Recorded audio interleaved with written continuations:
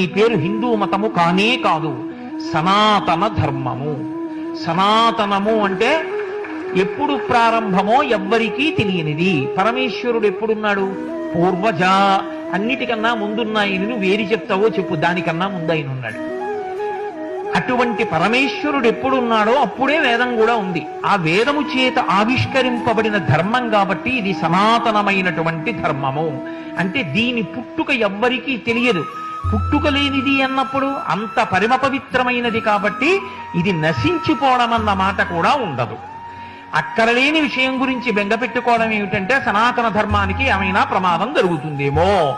ఎన్ని రాటుపోట్లు తిందో, ఏమైంది సనాతన ధర్మానికి? ఏమవదు, ఎప్పటికీ చెక్కు చెదరకుండా అది అలా నిలబడి ఉంటుంది. కారణం ఏమంటే ఒకటే కారణం, సనాతన ధర్మమునందు చెప్పబడినది ఏది అంటే ఓం శాంతి శాంతి శాంతి. అందరూ శాంతిగా ఉండాలి, అందరూ శాంతిగా ఉండాలి అన్నది ఎందుకు నిలబడదు? సమాజంలో నిలబడి తీరుతుంది.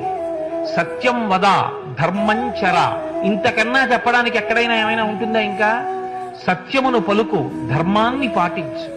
అదే వాంగ్మయము యొక్క సమస్త సారం అయినప్పుడు ఎందుకు సనాతన ధర్మం దెబ్బతినే అవకాశం ఉంటుంది? అసలు ఉండదు. అదో అక్కర్లేని మాట, అర్థం లేని మాట. అటువంటి